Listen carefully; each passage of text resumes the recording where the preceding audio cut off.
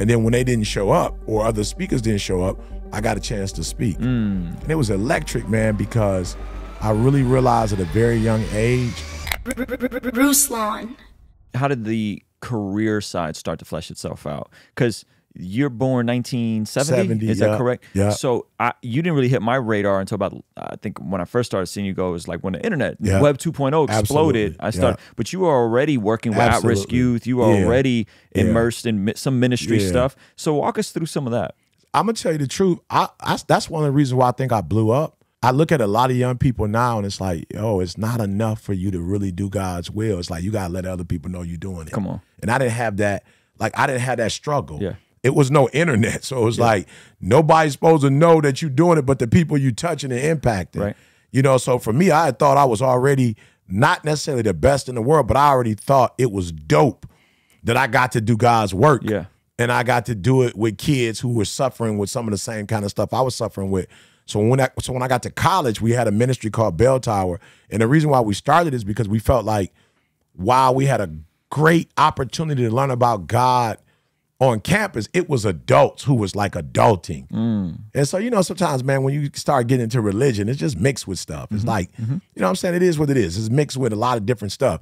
So we were like, yo, we just want to do peer-to-peer worship where it's like, no, it's nothing in it. It just, we going through the same stuff you going through and we want to show you biblically how to get through that stuff. That's good. So when we first started, I wasn't given the opportunity to speak because I really wasn't, you know, I wasn't really academic like that. You know, I was coming out of high school dropout. You know, I had never really had a skill set that I had honed or anything like that. You know, so I was just passing out flyers, knocking on doors, just letting people know, hey, bro, Jesus is coming. Like, we about to, you know what I'm saying? Like, we about to get it in on campus every Tuesday, Thursday, and Sunday. Right. And in doing so, you know, the two guys, Irv and Trey, who started with me, they were like Clem that a Clem on campus. So Trey is in the music, you know, he's a chaplain for all kinds of stuff. Irv is the president of the law, whatever. You know, so their schedules kind of conflict sometimes with the ministry. I don't got nothing else. I'm not successful in nothing else. So I'm there 24/7. Like, I'm not missing no Bell Tower Ministries. Yeah. So I got the opportunity to host. And then when they didn't show up or other speakers didn't show up, I got a chance to speak. And it was electric, man, because I really realized at a very young age that people like my brand of preaching because it wasn't preachy. It was very practical, you know, words that you can understand. It was like a 4th grade level. I use stories a lot, you know, really not comparing myself to Jesus, but him being, you know, my leader.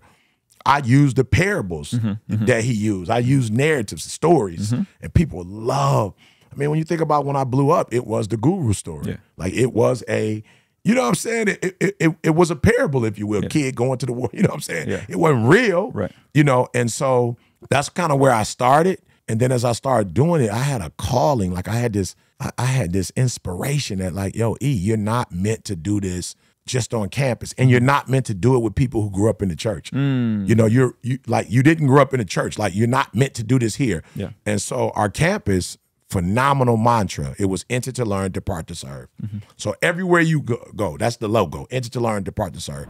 Hey, did you know that you can watch videos like this on the Spotify app? We now are on Spotify under Ruslan Bless God Podcast. So if you're driving and you want to go back and forth between listening to the podcast and just the audio or watching the video, consider doing it now on the Spotify app as well as all podcast platforms. All right, I'll see you over there. So our campus pastor, Elder Ward, he would make us go in the community to do community stuff every weekend. Like, you go to church, then you get on a bus, you get a packed lunch, sack lunch, and then you go out hospital, projects, whatever.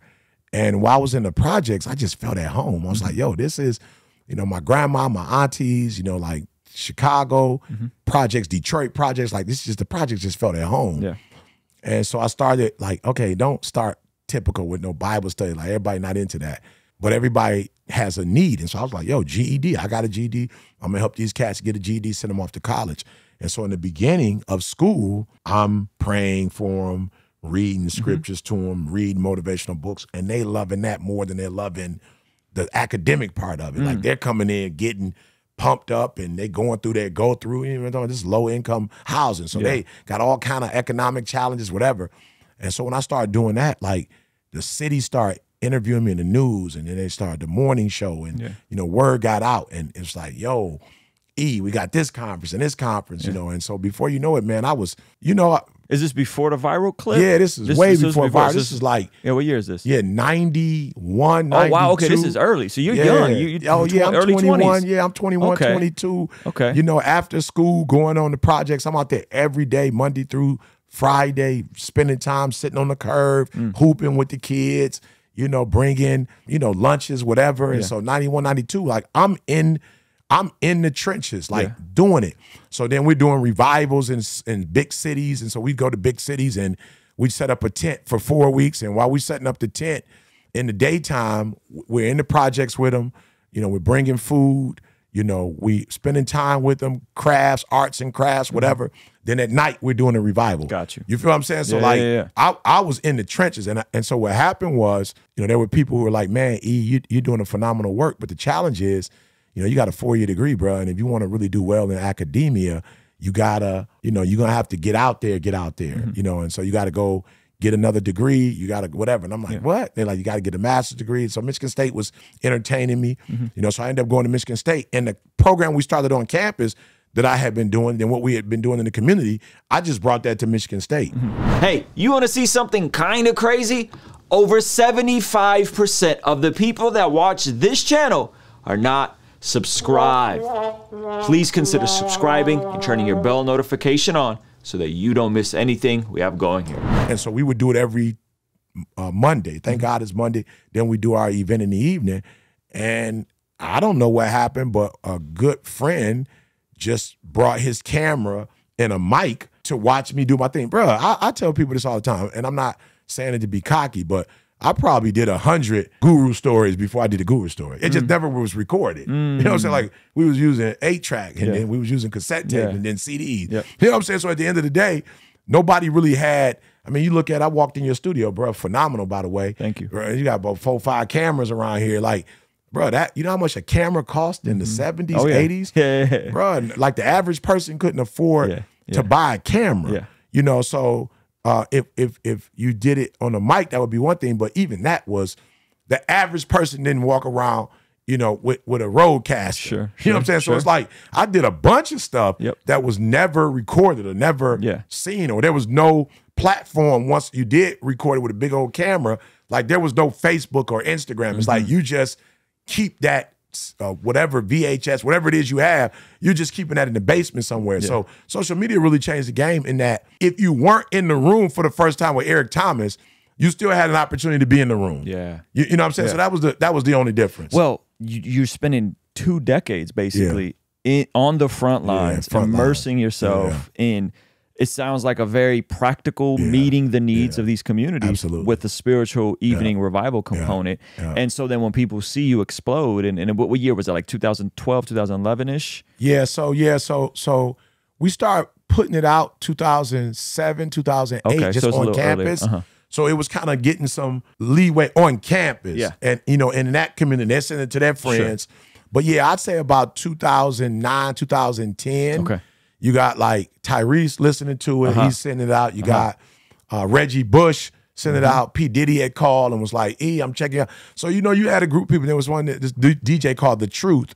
He got it out. And I guess he must have had a large following for those days. I mean, you think now it's telling somebody today, it's like, you guys, I feel sorry for y'all because it's like algorithms and it's like you have to pay to boost. I'm like, when I was coming out, Facebook needed me. Like they didn't have no content. You know what I'm saying? So they was loving what I was, you know, putting out there. But, you know, you had these kind of DJs really talking about me and pushing it. So by 2009, it got leeway. 2010, it really picked up. And by 2012, like I was a household name. Hey, if you want to see the extended version of this podcast, completely unedited, consider partnering with us in our online community for as little as $5 a month. In exchange, you get access to these podcasts as we stream them live before anyone else gets to see them. You get access to the replay of our daily after party streams, access to our private Discord server, access to discount codes, and so much more. So help us continue contextualizing the gospel through media,